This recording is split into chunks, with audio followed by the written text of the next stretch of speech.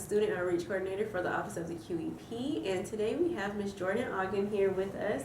She is the Career Development Specialist here at Savannah State University. She is an SSU alumna, earning her bachelor's degree in Mass Communications for Public Relations with a minor in Sociology. During her time as SSU and beyond, Ms. Ogden involved herself with NTNW, which stands for National Council of Negro Women Incorporated. She served as a residential assistant and SSU Tiger Ambassador and on Savannah State's Pre-Alumni Council. She is a member of Delta Sigma Theta Sorority Incorporated. She has held the positions of Miss Ebony Fashion Fair 2008, Miss Savannah State University 2010 to 2011, and Miss Black Georgia USA 2013. As the owner and operator of the New Impressive School of Social Graces, Ms. Ogden teaches etiquette and talent to young women ages 5 to 18. So you have quite the resume, which we will be talking about. So let's jump into it. What all should be included in a resume, and how long should it be? Well, thank you for having me. Everything that we talk about as far as needing to be included in your resume, that would consist of your heading first and foremost. Your name, your location or your residence, your contact information as far as your email and phone number, and then it's an overview of your experience and why you qualify for what you're trying to apply to or where you're trying to work. So work experience needs to be there. If you have none, talk about skills that you possess. They can be general. Also talk about your community involvement, volunteer experience, any affiliations, and you can say references upon request and have a separate reference sheet. Okay, so let's jump a little more to like cover letters. So can you explain the importance of having an effective writing in cover letters and what key things should be included in them? Okay, the cover letter, the cousin of the resume that people often forget about. They say, yes, I have my resume, but no, I don't have a cover letter. So let's work on that. Your cover letter is basically an overview of your resume. Anything that you can't include on your resume, you explain it there. You elaborate on it a little bit more. And it doesn't need to be long. Your resume, let me go back to that, it needs to be a page. No more than a page and a quarter, but really try to keep it at a page, even if you have to do columns. Okay. And your cover letter, no more than a page. It's a writing sample. Basically, the employer wants to see how you communicate in writing, so keep it brief. You have to keep in mind there's several other resumes and cover letters that employers are reviewing, so make yours stand out, but it doesn't have to be long to stand out. Usually, if it's long, it doesn't stand out. It's thrown to the side. So 3 paragraphs: introduction, skills, and your reason for applying, and then wrapping it up with a thank you and hope to hear from you soon. Sounds pretty simple. All right, so how often do you suggest that students should update their resumes? You would update your resume just as often as you join an organization, or just as often as you apply to a different type of company. Make sure that it's up to date as far as education, that you have your current place of education, the current place that you're enrolled in school at, any new skills that you've learned, make sure you put those, affiliations, just update, make sure you don't leave anything important off, any important thing that you've become involved in. Right, definitely. I need to update my resume. So what are some important things that students should highlight in their resumes? I know we talked about it in the cover letter, but what about, the resume? So sometimes you'll see a highlights section on the resume, and it's kind of like skills, or it's achievements that you want the employer to know, maybe awards that you received, conferences that you went to, study abroad. Those can be highlighted things that I believe set you apart, awards, experiences that maybe you were selected for among a group of people. Make sure you highlight that, and you title it highlights. Okay, so you title, that's something new. All right, so what process do you guide students through when developing or reconstructing their resumes or their cover letters? I wrote some notes for that one. Oh, I remember the process. So sometimes there's students that, you said reconstructing. Yeah. Sometimes there's students who come and they want their resume looked over or revised. The first thing I say is take it out the template, because I've seen resumes that are neat, as long as you know how to maneuver through that template, if you know how to close in the gaps and work with the margins that are set in that template, then you keep it in the template and it's fine. Some, very rarely, You'll be suggested that you use a template to create your resume, but take it out of the template if you don't know how to work those margins, and if your words are jumbled and the fonts are different, work on that. You can do the same things in a Word document that you can do in a template. The lines, the bullets, all of that. And you have more freedom to update it and change it in that blank Word template, in that blank Word document. So yeah, take it out the template. Definitely. I actually had to learn that when I first started. When I first got to college, and I was like, let me get this template right here. So I just started plugging to create it in there, Yeah, but then you copy and paste that and put it in a blank Word document. Yeah, it's so much easier to and you want to keep those colors uniform. Yeah. So no oranges and greens and purples and teal. The line could be black. It should be black. Yeah. If you have a deep blue or a burgundy red, but more so blue and black, just like your business attire. Gotcha. Yeah, most definitely. So what is one of the biggest no-nos that you notice about student resumes or cover letters when they come for help in career services? Yeah, like I said, apart from the templates, I think we talked about that enough, but like I said, different fonts. Yeah, okay. Students try to make the headings so different from the words. I would say Times New Roman. Times New Roman is uniform, even though Word document opens up in Calibri or Cambria.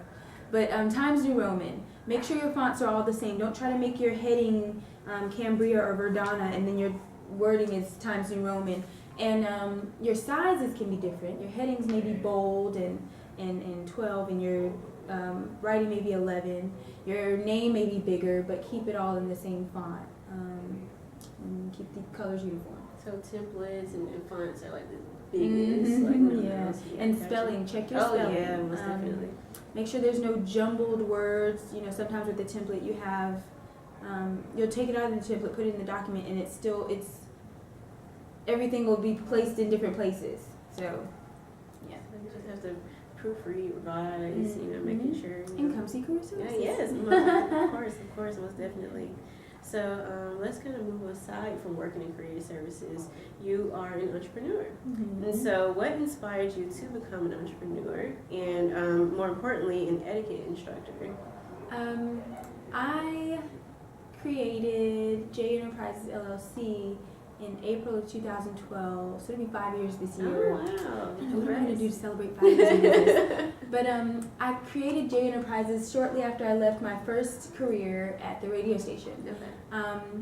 And it was initially for marketing, advertising, and event planning, but then I started back working in TV sales, and I got busy with that, and the next thing I found myself directing pageants, and I always wanted to focus on the etiquette aspect of living and socializing. I went through etiquette school and etiquette class and roses and all of that when I was younger, but somewhere along the way there was a disconnect, and I remember the things I was taught, but then others around me may not know it, and so I wanted to focus on the etiquette aspect, and so hence Impressum School of Social Graces was created, and that's only not even a year old, not even a month old. We started January 16th. Okay.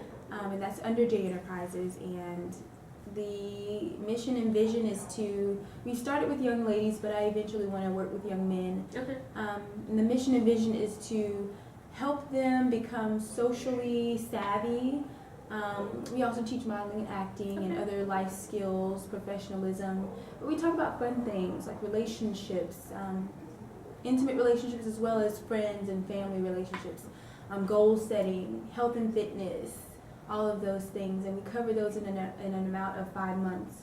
So it gives them a lot of time to be with each other, develop friendships, and make positive decisions in life.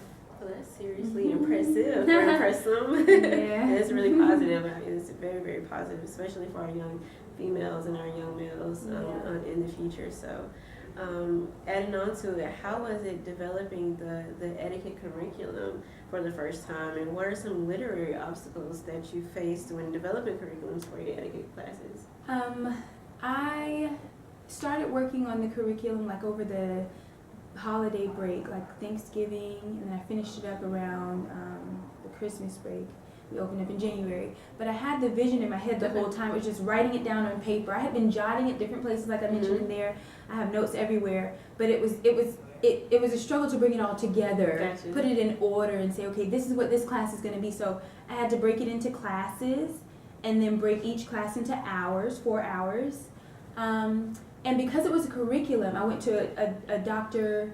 Brown in Coba to have her look over the curriculum from her standpoint of teaching a curriculum, and she helped me structure it. So I had my words, I had my theme, I had the vision of what I wanted to teach, but it's just putting it in order. Gotcha. So she really helped with that. And I guess the obstacle was making sure things were where I wanted it and that I could follow it myself. Right. And that was it. But writing played a major part in me remembering what I wanted to cover. Okay. So it was a great help for her to assist you in really getting that curriculum. yeah, month, day, and then each hour, make sure I'm not losing track of time as I'm teaching, and I cover what I want to cover. So Gotcha. yes, I got it now. That's good. That's really good. That's really good. And so, as you said, writing played a valuable role, and so I understand that it plays a vital role in your day-to-day life. So outside of the office or your etiquette classes, what does Jordan Ogden enjoy writing about? And or do you even enjoy writing? I love writing. Like I mentioned earlier at the QEP Lunch and Learn today, I like just feeling the pen or the pencil on the paper, and I journal. You said, what do I write about? I journal. Is journaling word? Yeah, I journal. I'm a thinker. Okay. I think that's my Myers-Briggs word or type of personality type. I'm a thinker. I'm a dreamer, and so I write down my thoughts. I talk a lot too, but when I'm done talking and I just go home and my husband would say I'm an introvert at home. Like I'm very social, but I get home and I'm just writing. I'm writing, and sometimes I doodle, but I write in my journal. Sometimes it runs off the line, but it's always spelled right. Right. So that's the main thing. If I'm writing a presentation or a speech, I type it. My handwriting's not neat, but that's what I do in my spare time. I like to do word puzzles, so I'm just circling, doing that all the time, but that's what I do.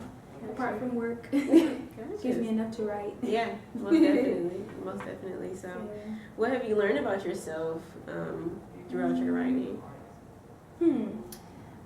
Well, I think I discovered who I was before I went into business. I discovered my heart. I discovered that I know how to be positive. Your feelings come out in writing. People, you have young children in school, they write things that happen personally. You end up reading their stuff and you're like, I have to report this. Yeah. But my thoughts are for good, and I write just to express myself. I know we had the boards and we were doing the QEP, and I think I said I write to express myself and to inspire. Something like that. The boards they were doing, and you were taking a picture. Yeah, I remember that. The I Write campaign. Yeah, most definitely. So, do you have any specific techniques or process that you used before or when writing? Nothing in particular. I just follow the rules of correct grammar and correct spelling. When you're younger, you talk about staying in the lines, but I got that. But sometimes when I'm journaling, I don't. But and that's my own journal. That's not to be graded or, for evaluation. But once you get down the English language and you get past the fact that English probably is one of the hardest languages to learn, as I sit with students that are from different places, and they rightfully might get there, and there wrong with it. They really understand it though. They understand it. And we have words like pair up shoes, and then pear like the fruit. Once you get that, then you know what you're writing. So it's just trying to convey that. How do we convey that in a fun way? Most definitely. And so I encourage the students in there, once you get it, try to make everybody else excited about it. Most definitely. And I heard you say that in the event today, so that's really a positive way of looking at things. And also like how you said, how there are the lines there when you're writing, but you kind of just do what you're writing. It's free write, so I really like that, freedom of expression.